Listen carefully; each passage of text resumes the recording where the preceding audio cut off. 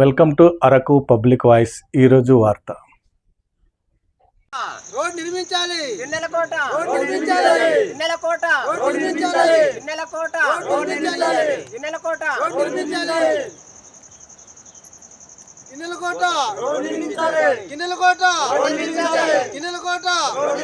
జిల్లా పెదబయలు మండలం గిన్నెలకోట పంచాయతీ నండూరు జంక్షన్ నుంచి మాకు బూస్పుట్టు వరకు రహదారులు ఈ విధంగా ఉన్నాయి కాబట్టి ప్రభుత్వం చర్యలు తీసుకోవాలని కోరుచున్నాము.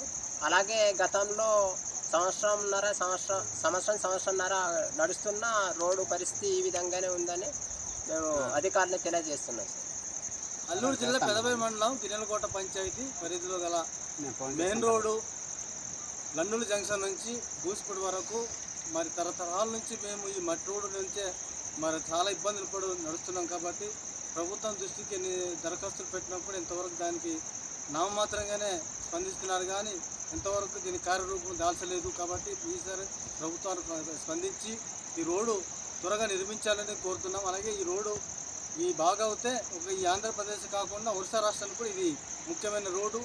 అలాగే ఇక్కడ టూరిజం ప్లేస్ ఉన్నాయి, మరి ఇనుపతేకల్లో వాటర్ ఫాల్స్ ఉన్నాయి, అలాగే తారాపు పిట్టలపూర్లో ఒక వాటర్ ఫాల్స్ ఉన్నాయి.